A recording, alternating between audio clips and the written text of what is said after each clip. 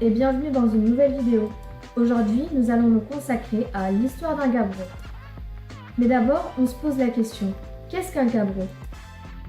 Un gabbro, c'est une roche grenue qui doit sa formation à un refroidissement en profondeur au niveau des dorsales océaniques d'un magma produit dans le manteau supérieur à la suite de la fusion partielle de ces péridotites.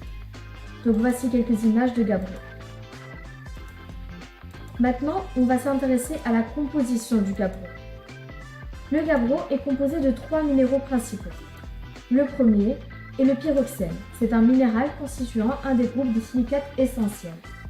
Le deuxième minéral est l'olivine, un minéral de couleur vert olive. Et le troisième est l'amphibole, un minéral constituant un des groupes des silicates essentiels. Donc voici une vue au microscope du gabbro. On y remarque la présence de pyroxène, d'olivine et d'amphibole. Maintenant, nous allons nous intéresser à l'histoire du gabbro. Nous allons retracer son histoire.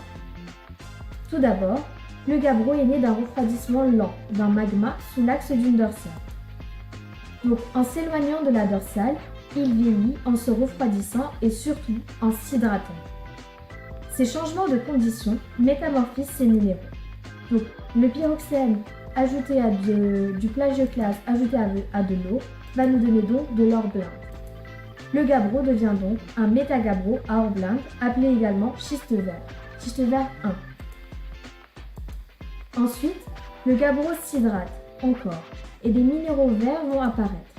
Le plagioclase ajouté à de l'or blinde ajouté à de l'eau va donc nous donner à ce moment-là du chlorite et de l'actinote. Donc voilà une image d'actinote et voilà une image de chlorite. On l'appelle alors schiste vert 2.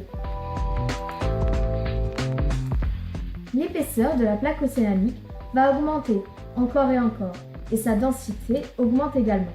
Par conséquent, la plaque océanique va plonger dans l'asténosphère. C'est la subduction. La pression augmente donc considérablement et les minéraux se métamorphisent encore. Il devient du métagabbro à glaucophane. Le glaucophane est bleu, on l'appelle alors schiste bleu. Le gabbro se déshydrate et de l'H2O est relâché. Donc voilà une image de glaucophane. La pression augmente encore et encore et elle devient insupportable.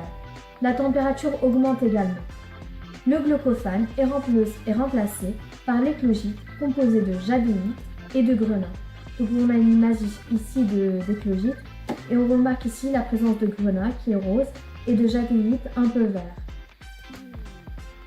À la fin de sa vie, le gabbro redevient de la péridotite. Donc nous venons de retracer l'histoire du gabbro depuis sa naissance jusqu'à sa retransformation en péridotite. Merci de nous avoir écoutés et à la prochaine.